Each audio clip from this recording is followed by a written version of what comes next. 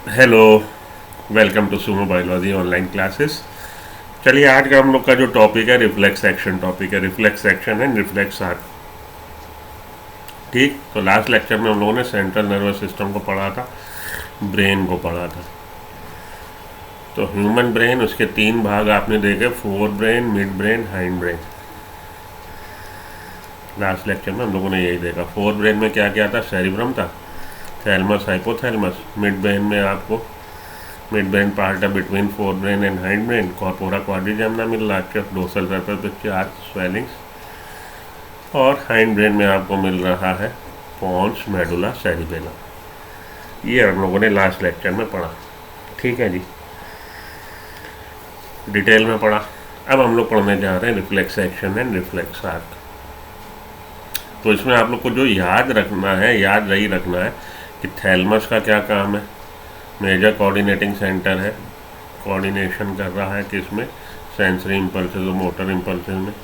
और हाइपोथैलमस का क्या काम है? हाइपोथैलमस में न्यूरोसिक्रेटिव सेल्स मिल रही हैं जो हार्मोन सिक्रेट कर रही हैं। उसके अलावा कुछ सेंटर मिल रहा है। हाइपोथैलमस थर्मोस्टेट है बॉडी का। हाइंड ब्रेन में आपको पॉन्स, मेडुला, सेरिबेलम मिल रहा है। पॉन्स क्या है? ट्रैक्ट है। इसमें fibres of tract which connect the different part of the brain connect कर रहा है।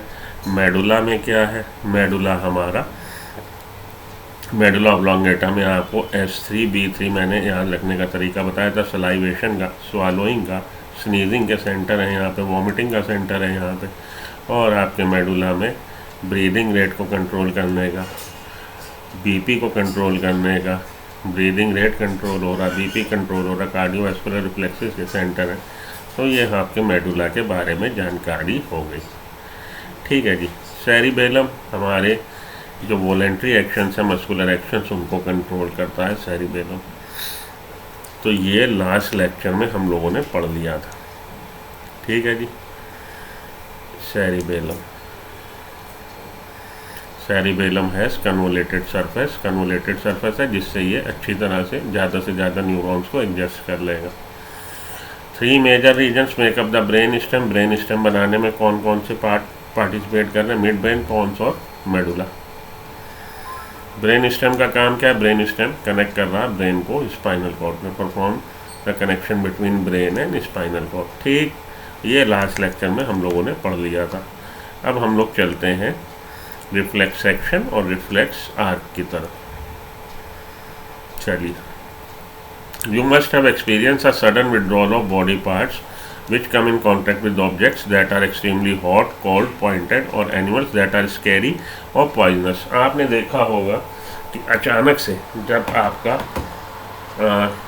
कोई भी पार्ट, बॉडी पार्ट अचानक से किसी ऐसे सरफेस के कांटेक्ट में आता है, किसी ऐसे चीज़ के कांटेक्ट में आता है जो एक्सट्रीमली हॉट हो या एक्सट्रीमली कोल्ड हो, आप सडनली उसको विड्रॉ कर लेते हैं तुरंत, एक सेकेंड में। या पॉइंटेड हो, या कोई ऐसा एनिमल जो आपके सामने आगे शेर खड़ा हो जाए तो आप एकदम से बिदक के भाग जाओगे। स्केरी हो, पॉइजनस हो, स्नेक आपके सामने एकदम से आ जाए, आप रास्ते पे चल रहे हो, सड़क पे चल रहे हो, तो आप क्या होगे? आपका एकदम से रिफ्लेक्स एक्शन होगा, आप बड़ी तेज़ी से रिस्पॉन्ड करोगे और वहाँ से हट जाओगे। The entire process of response to a peripheral nervous stimulation that occurs involuntary. The entire process of response, ये जो तरीका है रिस्पॉन्स करने का, प्रत्युत्तर देने का, आप रिस्पॉन्ड कर रहे हो किसको? सिचुएशन को। जो एक सिचुएशन आपके सामने चैलेंजिंग कंडीशन एकदम से सडनली अराइज हुई। The entire process of response to a peripheral nervous stimulation. Peripheral nervous stimulation हुआ और उससे रिस्पॉन्ड करते हुए आपने एकदम से रिस्पॉन्ड किया। दैट अकर्स इनवॉलेंट्री, और ये सब हुआ है इनवॉलेंट्री, अनैच्छिक। आपकी इच्छा शक्ति उसमें इन्वॉल्व नहीं हुई, ब्रेन पे इंफॉर्मेशन नहीं गई, ब्रेन इस प्रोसेस में इन्वॉल्व नहीं हुआ कि उस जो इनपुट आई है उसको वो एनालिसिस करे और बताए कि क्या करना है, क्योंकि आपके पास समय नहीं है। अगर आप ब्रेन को ये कमांड भेजोगे, ये जो आपको सेंसरी इम्पल्स आया, ये सेंसरी इम्पल्स अगर आप ब्रेन को भेजोगे और ब्रेन उसकी एनालिसिस करेगा और फिर आपको ऑर्डर देगा कि भाई मामला गड़बड़ लग रहा, वहाँ से हट जाओ, इतनी देर में तो हो सकता है ठाएँ ठाएँ ठाएँ हो जाए। तो ठाएँ ठाएँ ठाएँ हो जाए और नमो नारायण हो जाए, उससे पहले ही आपको डिसीजन लेना। आप इतना समय एक्सपेंड नहीं कर सकते, इतना आप समय का तुरंत डिसीजन लेना ना, त्वरित डिसीजन लेना। आप इतनी देर एक्सपेक्टेंसी ब्रेन पे नहीं दे सकते, आप इतना समय नहीं निकाल सकते कि ब्रेन से कमांड आए, ब्रेन एनालिसिस करके कमांड। तो करना क्या, आपने ब्रेन को बाईपास कर देना। The entire process of response to a peripheral nervous stimulation that occurs involuntary हो रहा है without conscious effort or thought that requires the involvement of a part of the central nervous system is called reflex action। तो without conscious effort और thought, बगैर किसी conscious effort के, हमारी चेतना के या हमारे थॉट प्रोसेस के, हमारे सोचने समझने के, विदाउट उसके, बिना उसके, विदाउट कॉन्शियस एफर्ट और thought and requires the involvement of a part of a central nervous system. और इसमें इन्वॉल्व क्या होगा, अ part of the central nervous system involve होगा। या तो इसको निपटा दिया जाएगा स्पाइनल कॉर्ड के लेवल पे, या इसको ब्रेन में इसको निपटाया जाएगा थैलमस के लेवल पे। ठीक है जी।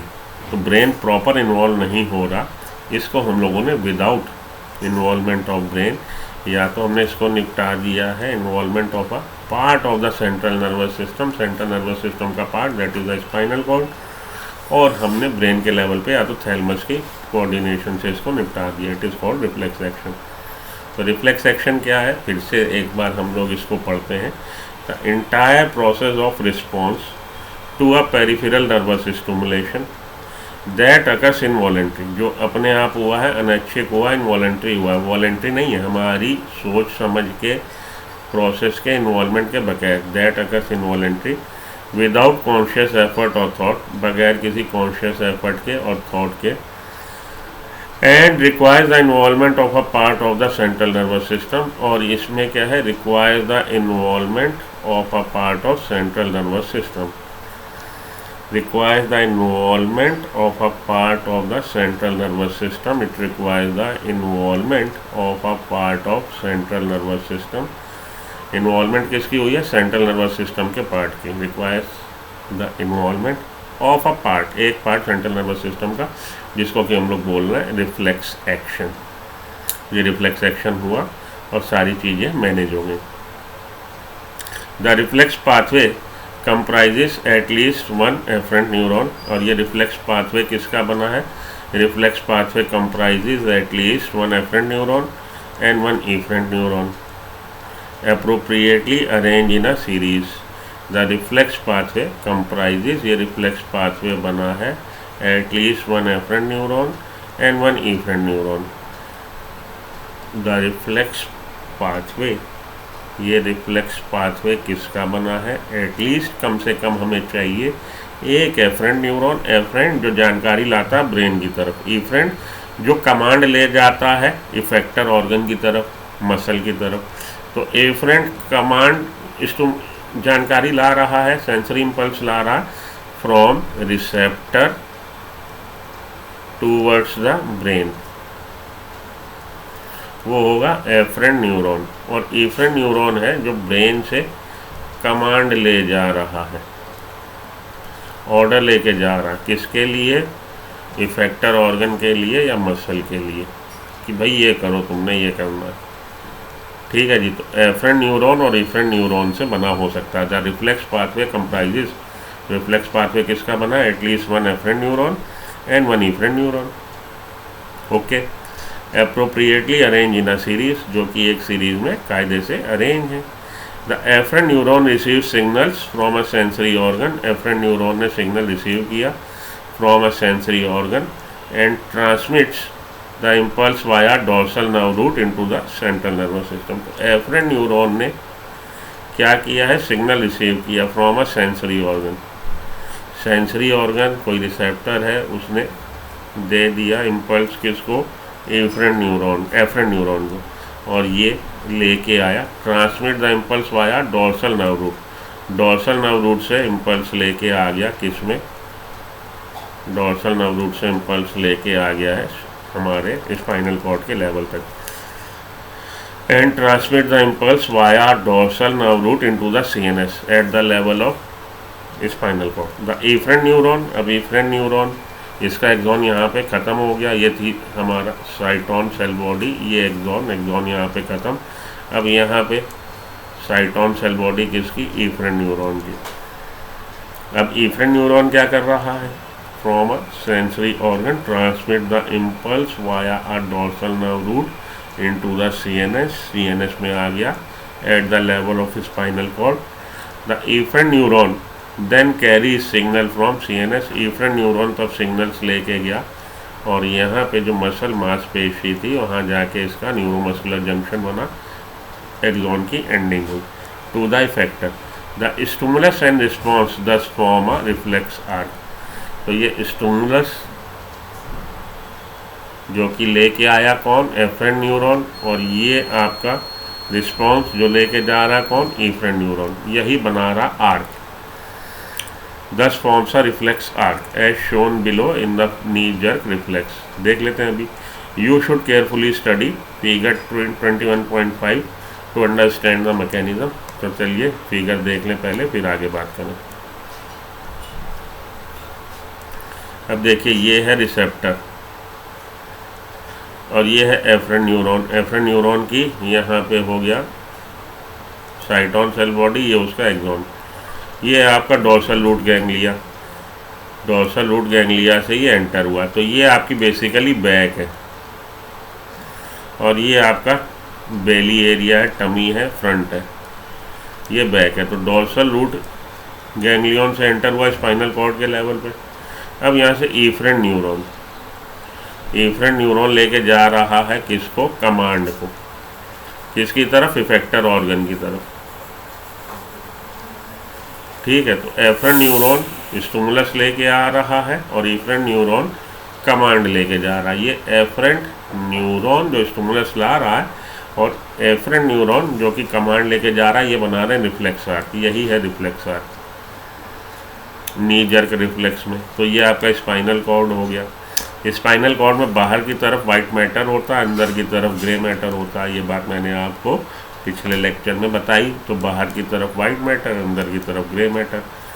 अब एक न्यूरॉन की एंडिंग, ये एक न्यूरॉन की एंडिंग एक्सॉन एंड हुआ, ये दूसरा न्यूरॉन, ये दूसरा न्यूरॉन, इनके बीच में अगर एक न्यूरॉन और है तो कहलाएगा इंटर न्यूरॉन। ये आपका सेंसरी न्यूरॉन है जो कमांड स्टिमुलस लेके आ रहा, और ये आपका इफरेंट न्यूरॉन है जो ऑर्डर लेके जा रहा है। इसको हम लोग मोटर न्यूरॉन भी बोल सकते हैं। ये डोर्सल रूट गैंग्लिया, अगर डोर्सल रूट गैंग्लिया ये डिस्टर्ब हो जाए, ये कट जाए, तो यहाँ पे स्टिमुलस आएंगे ही नहीं, सेंसरी इम्पल्स इनपुट आएगा ही नहीं। ठीक है जी। तो डोर्सल रूट गैंग्लिया अगर आपका डैमेज हो जाए तो सेंसरी इम्पल्स यहाँ पे रिले नहीं हो पाएंगे। क्लियर। डोर्सल रूट गैंग्लिया किसका बना है, हमारे सेंसरी न्यूरॉन्स का बना है, एफरेंट न्यूरॉन्स का बना है। और इफरेंट न्यूरॉन जो कमांड लेके जा रहे हैं, तो एक कमांड लेके जा रहे हैं और ये आपकी दो मसल के लिए तो दो न्यूरॉन यहाँ पे दिखाए, एक थाई की अपर मसल के लिए, एक थाई की लोअर मसल के लिए। ठीक है जी। तो ये आपका नी जर्क रिफ्लेक्स का दे दिया है उन्होंने diagram.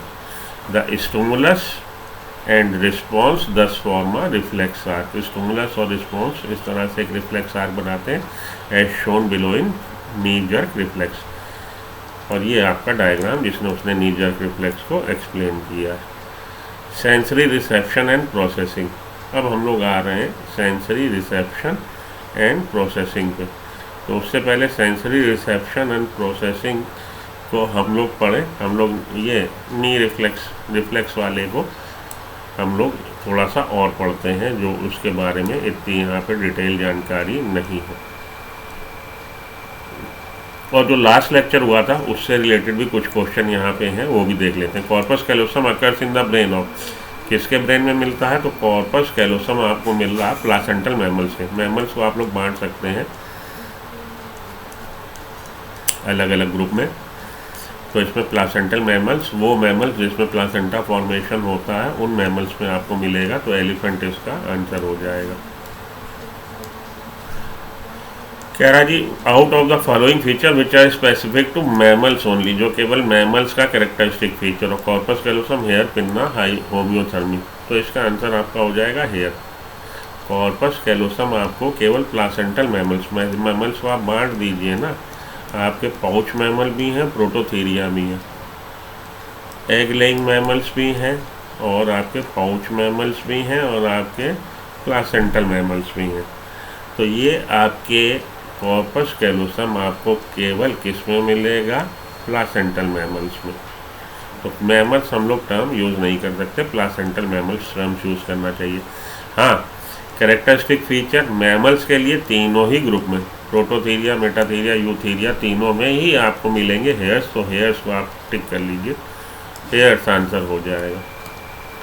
Which part of the brain contains such as area which is neither sensory nor motor? तो आपको कहाँ मिल रहा है? मेडुला में मिल रहा है, सेरिब्रल कॉर्टेक्स में मिल रहा है, ग्रे मैटर ऑफ सेरिब्रम में मिल रहा है। Grey matter of cerebrum, medulla या सेरिब्रल कॉर्टेक्स। तो हमारा जवाब क्या हो जाएगा? हमारा जवाब हो जाएगा सेरिब्रल कॉर्टेक्स। सेरिब्रल कॉर्टेक्स इसका आंसर है। Corpus callosum is present in, corpus callosum किस में मिलेगा? तो ये कनेक्ट कर रहा है दो सेरिब्रल हेमिस्फीयर को, सेरिब्रम में मिलेगा। कॉर्पस कैलोसम आपको मिल रहा है सेरिब्रम में, आपका आंसर हो जाएगा सेरिब्रम में। The largest and well develop part of the brain, largest and well develop part of the brain is cerebrum. सबसे लार्जेस्ट और सबसे बेटर डेवलप्ड हमारा सेरिब्रम होता है। कॉम्प्लेक्स हमारी एक्टिविटी को, इंटेलिजेंस, मेमोरी, उसको गवर्न करता है। Which is not the part of hind brain, hind brain का पार्ट कौन सा नहीं है? तो हम लोग सेरिबेलम को हाइंड ब्रेन में नहीं गिनते। हाँ, तो cerebrum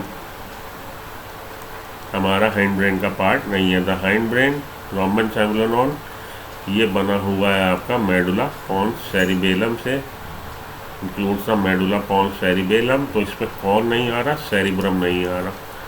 not the part of hind brain, hind brain का पार्ट सेरिब्रम नहीं है। मेडुला ऑब्लोंगेटा, पॉन्स और सेरिबेलम मिलके हाइंड ब्रेन बनाते हैं।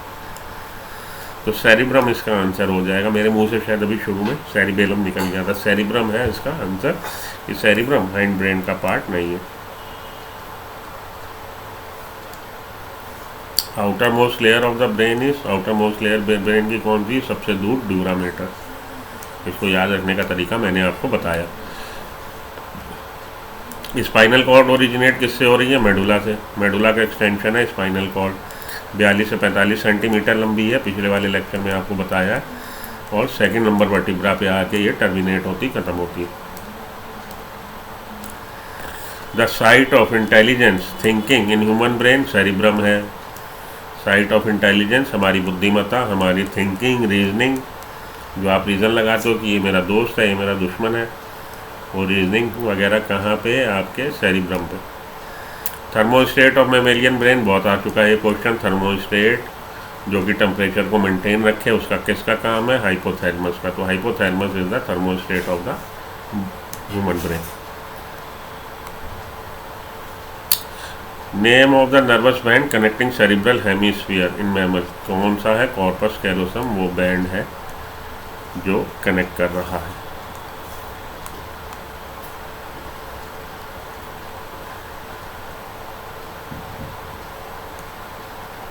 Salivation is under control, salivation centre कहाँ है? तो S3, B3 ये सेंटर कहाँ पे है? मेडुला पे। सलाइवेशन, स्नीजिंग, स्वालोइंग, ये सारे सेंटर कहाँ पे हैं? ये सारे सेंटर आपके मेडुला पे। Okay. Arbor witty is found in, arbor witty is found in cerebellum. Cerebellum में ये जो आपको ट्री लाइक उसका दिखता है विन्यास, वो कहलाता है arbor vitae. Tree of wisdom कहते हैं इसको। Respiration, heart beat, peristalsis controlled by, तो respiration, heart beat, respiration, breathing, heart beat, B3। तो B3 S3 के सेंटर कहाँ पे है? मेडुला पे। मेडुला इसको कंट्रोल करता है। तो हमारा आंसर हो जाएगा मेडुला ऑब्लोंगेटा। ठीक है, चलिए अब हम लोग चलें रिफ्लेक्स पे। रिफ्लेक्स पे चलें। लिम्बिक सिस्टम अच्छा अलग से पढ़ा देते हैं आपको, लिम्बिक सिस्टम भी बता देता हूँ मैं। लिम्बिक सिस्टम की करने से पहले हम लोग कर लें रिफ्लेक्स एक्शन को जो हम लोग पढ़ाएं। तो रिफ्लेक्स एक्शन है क्या, थोड़ा सा और समझ लीजिए फिर से। You may have experience sudden withdrawal of a body part which comes in contact with objects, एकदम से सडन विड्रॉ कर लेते हैं, उसको हम लोग रिफ्लेक्स एक्शन बोलते हैं। The entire process of response to a peripheral nervous stimulation that occurs involuntary, involuntary हो गया, पेरिफेरल नर्वस स्टिमुलेशन आया, इनवॉलेंट्री बगैर किसी इच्छा के आपने विड्रॉ कर लिया, वही है रिफ्लेक्स एक्शन। ये सारी आपकी बुक की लाइनें हैं जिसको हम लोग अभी पढ़ के आए हैं। आगे चलता हूँ मैं। The sensory organ detect, sensory organ देखिए सेंसरी ऑर्गन्स क्या कर रहे हैं। Sensory organs detect all types of changes in the environment and send appropriate signal to the central nervous system.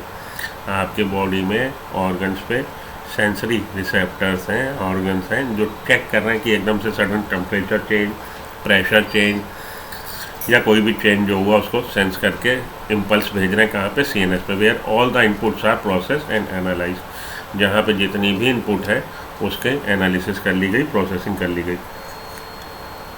Signals are then send to different part, और तब ये signals different part brain के send कर दिए गए। This is how you can sense changes in environment. The afferent neuron receives signal from a sensory organ, afferent neuron signal receive कर रहा from a sensory organ, transmit the impulse via dorsal nerve root to the CNS. सब वही लाइनें हैं। आगे चलता हूँ, इसको आगे एक बार हम लोग पढ़ाए समझ आए। डेफिनेशन क्या है? डेफिनेशन है, it is a form of animal behaviour in which the stimulation of a sensory organ results in the activity of some organ without intervention of will, बगैर हमारी इच्छा के, बगैर हमारी जानकारी के। Actually it is a spontaneous automatic mechanical response, ये अपने आप स्वतः होने वाला तुरंत रिस्पॉन्स है, प्रतिक्रिया to a stimulus without the will of the animal, कि उसकी जानकारी के बगैर या उसकी इच्छा के बगैर उससे पूछा नहीं गया कि बम फटा, आप तुरंत उठ के किनारे हो लोगे। बाद में आप सोचोगे कि क्या हुआ था, क्यों हुआ था। With in the brain the autonomic nervous system is regulated by the hypothalamus. With in the brain में ऑटोनॉमिक नर्वस सिस्टम को रेगुलेट कौन कर रहा? हाइपोथैलेमस रेगुलेट कर रहा। Autonomic functions include control of respiration, cardiac regulation and certain reflex action.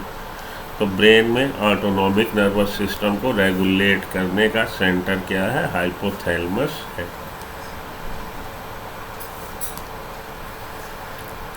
तो reflex action के example समझिए। Closing of I when strong light is flashed across them, आँख पे आप एकदम से तेज रोशनी डालें, रिफ्लेक्स एक्शन है, आँख बंद हो जाएगी। Withdrawal of limbs when they are touch by the hot things, कोई गर्म चीज़ हाथ या पैर को छुआइए, हाथ या पैर आप तुरंत, तब ब्रेन से थोड़ी ना कमांड लोगे, हट तुरंत हटा लोगे।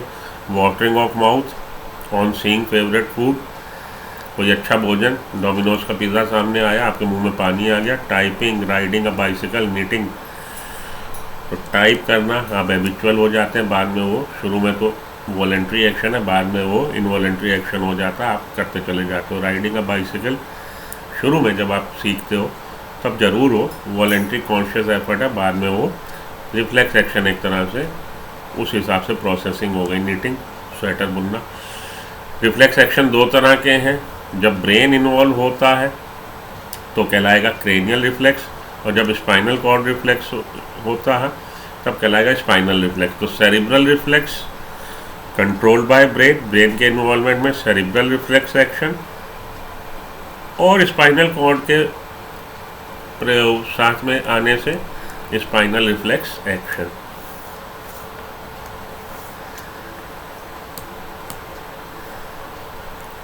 तो रिफ्लेक्स एक्शन में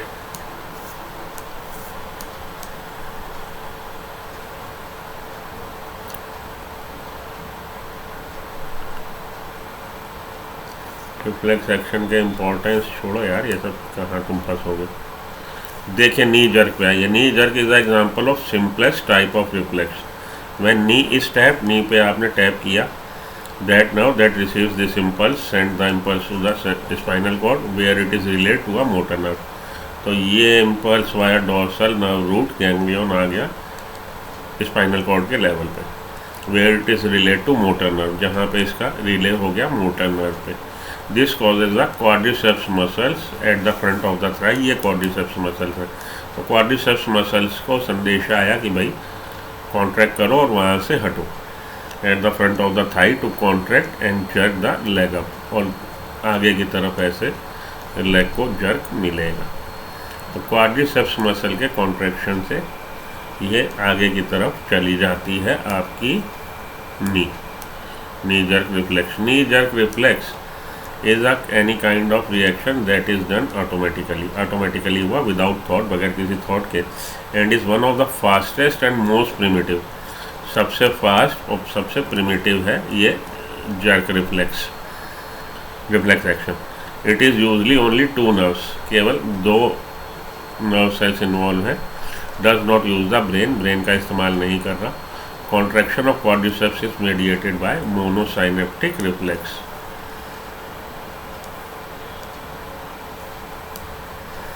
duration of destruction of anterior horn cell और spinal cord would result into, अगर एंटीरियर हॉर्न सेल्स डिस्टर्ब हो जाए तो हमारी एंटीरियर हॉर्न सेल्स अगर डिस्टर्ब हो जाएंगी तो क्या होगा भैया, सेंसरी इम्पल्स, ये डॉर्सल, ये वेंट्रल रूट गैंग्लिया कह रहा है, वेंट्रल रूट अगर ये डिस्टर्ब हो जाए, एंटीरियर हॉर्न वेंट्रल और पोस्टीरियर डॉर्सल, तो एंटीरियर अगर डिस्टर्ब हो जाएगी तो ये हमारी वॉलंटरी मसल इम्पल्सेस, भाई सेंसरी तो आएंगी इस लेवल तक, सेंसरी तो आ रही हैं, लेकिन मोटर वाली डिस्टर्ब हो गया। अगर ये डिस्टर्ब हो गया, डॉर्सल का डिस्टर्ब नहीं बोल रहा, ये वेंट्रल को डिस्टर्ब बोल रहा, तो एंटीरियर हॉर्न ये एंटीरियर साइड है, ये पोस्टीरियर साइड है, ठीक है जी। Reflex arc are formed in, reflex arc कहाँ बनती हैं, स्पाइनल कॉर्ड में बनती हैं। Reflex arc are formed in spinal cord. All are example of cranial reflex but not,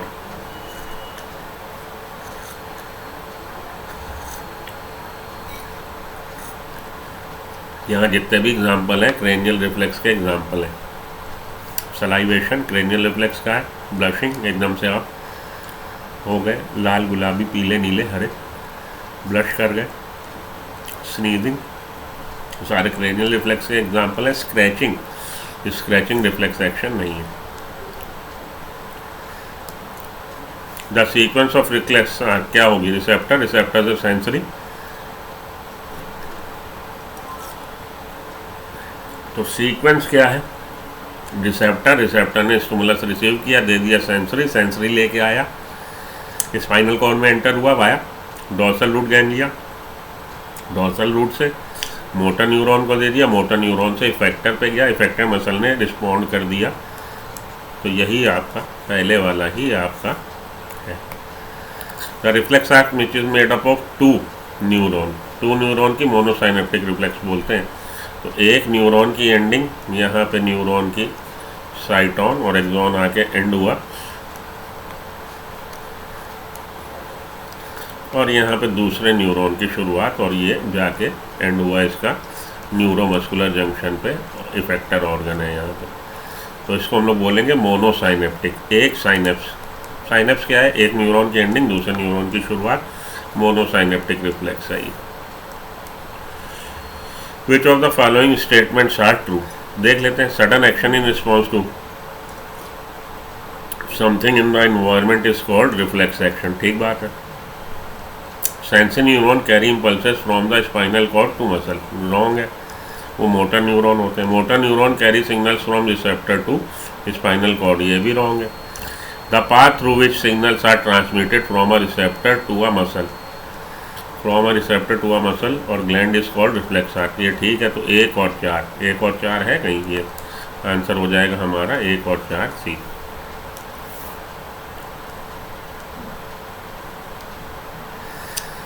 देखिए, put the following parts of reflex arc in the correct order. तो सबसे पहले हमारा सेंसरी रिसेप्टर, ई से चालू करिए, सेंसरी रिसेप्टर से sensory neuron, D sensory neuron से इंटर न्यूरॉन हो सकता है, बी इंटर न्यूरॉन के बाद मोटर न्यूरॉन हो सकता है, ए के बाद हो सकता है C effector, E D B A C option number E.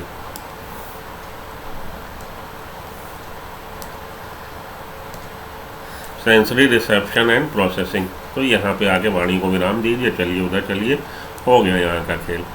Sensory reception and processing कितना है देखें, और कितनी हो गई आपकी वीडियो थोड़ा ही है, चलिए इसको पढ़ लेते हैं।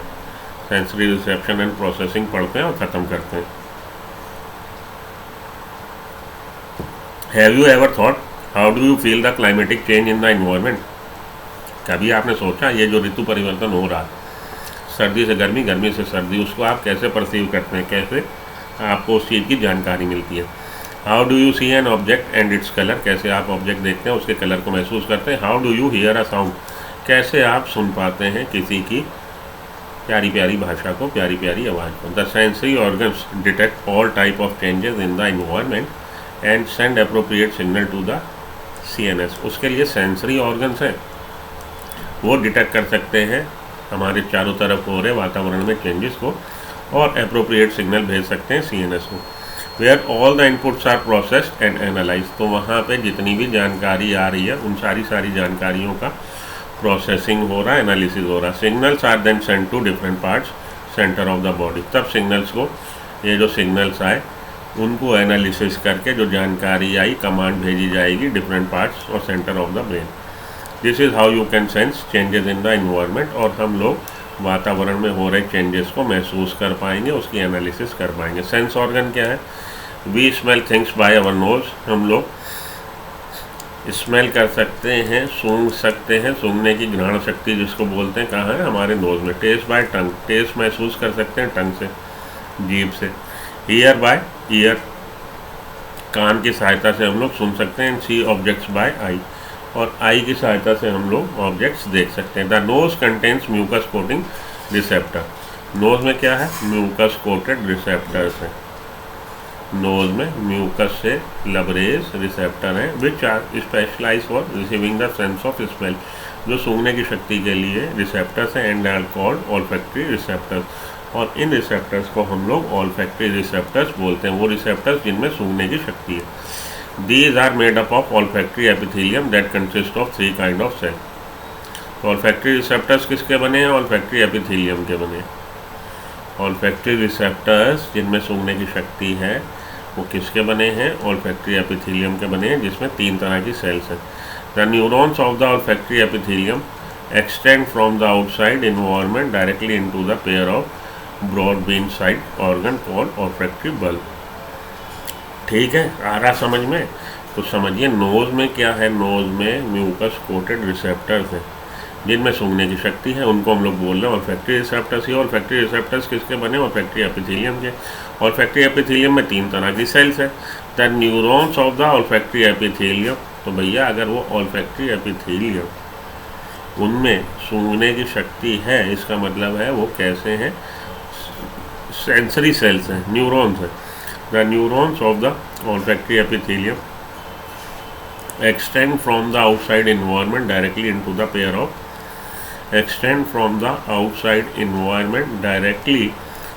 pair of broad bean size organ called olfactory bulb। अब ये जो olfactory epithelium है, इनके न्यूरॉन एक्सटेंडेड है बाहर की तरफ 2 broad bean size organ, bean size के ऑर्गन, बड़े बड़े ऑर्गन, बीन साइज के ब्रॉड बीन साइज ऑर्गन, चौड़े, उनमें ऑल्फैक्टरी बल्ब जिनको बोल रहे हैं, which are extension of the brain limbic system, जो ब्रेन के लिम्बिक सिस्टम के एक्सटेंशन है। थोड़ा सा टिपिकल लैंग्वेज है, थोड़ा सा बातों को समझ लो। नोज़ में क्या मिल रहा है? ऑल्फैक्टरी रिसेप्टर्स मिल रहे हैं। ऑल्फैक्टरी रिसेप्टर्स जो कि बने हुए हैं ऑल्फैक्टरी एपिथेलियम के, जिसमें 3 तरह की सेल्स हैं। ऑल्फैक्टरी एपिथेलियम एक्सटेंड हो रही है from the outside environment directly into the pair of broad bean shaped organ, outside environment से directly into the bean shape bean size organ में, जिनको हम ऑल्फैक्टरी बल्ब बोल रहे हैं। Which are the extension of brain's limbic system. Olfactory bulb क्या है? Brain के लिम्बिक सिस्टम का एक्सटेंशन है। Both nose and tongue detect dissolve chemicals, nose भी और टंग भी किसको डिटेक्ट कर रही है? केमिकल्स को। The chemical senses of gustation and olfactory are functionally similar and interrelated. अब ये जो सेंसेस हैं केमिकल के लिए, भले वो टेस्ट के लिए हो, भले वो सेंस के स्मेल के लिए हो, वो उनका काम करने का तरीका एक जैसा है और आपस में वो संबंधित है। The tongue detect taste through taste buds containing gustatory receptors. With each taste of food, or sip of drug, the brain integrates the differential input from the taste bud and a complex flavor is perceived। जो आप with each taste of food, जो आप थोड़ा सा food खाते हो, और SIP of drink, जो आप ड्रिंक वगैरह पीते हो, पेय पदार्थ और खाने के पदार्थ, तो ब्रेन क्या करता है, ब्रेन को जो डिफरेंशियल अलग अलग तरह से इनपुट आ रहे हैं टेस्ट बड से, उनको वो इंटीग्रेट कर देता है, एकीकृत कर देता है, और इस तरह से हमको एक कॉम्प्लेक्स फ्लेवर, एक जटिल, एक अलग तरह का फ्लेवर, अरोमा कह लीजिए या आप स्वाद कह लीजिए, सुगंध कह लीजिए, उसका आपको अनुभूति होती है। In the following section you will be introduce to the structure and functioning of eye. आने वाले सेक्शन में, अगले वाले लेक्चर में हम लोग पढ़ेंगे आई और ईयर के फंक्शन को। ठीक है जी। तो यहाँ से इतने में आपने क्या समझा है, इतने में आपने समझा कि नोज़ हमारे स्मेलिंग के लिए और टंग हमारे टेस्ट के लिए, और दोनों पे क्या है, दोनों पे रिसेप्टर्स हैं, सेंसरी रिसेप्टर्स हैं। बेसिकली ये दोनों क्या कर रहे हैं, ये केमिकल्स को असेस कर रहे हैं, केमिकल को महसूस कर रहे हैं, और उनकी एनालिसिस से आपको डिफरेंट टाइप की परसेप्शन आ रही है। नोज़ में ऑल्फैक्टरी रिसेप्टर्स हैं जो ऑल्फैक्टरी एपिथेलियम से बने। ऑल्फैक्टरी एपिथेलियम में 3 तरह की सेल्स हैं, और ऑल्फैक्टरी एपिथेलियम का एक्सटेंशन ही बना रहा है ऑल्फैक्टरी बल्ब। ठीक है। इतना पढ़ने के बाद अब हम लोग रुकते हैं। अब हम लोग अगले लेक्चर में पढ़ेंगे आई को। ठीक, आई अगले लेक्चर में आई, और उसके अगले लेक्चर में ईयर। तो मिलता हूँ आपसे ब्रेक के बाद। इतने को पढ़िए, क्वेश्चन लगाइए, अगली क्लास में हम लोग आई को डिस्कस करेंगे। अगर आपको लेक्चर पसंद आया, आप इसको, चैनल को सब्सक्राइब कर लीजिए, लाइक बटन हिट कर दीजिए। मिलता हूँ ब्रेक के बाद। Good luck, goodbye, thank you.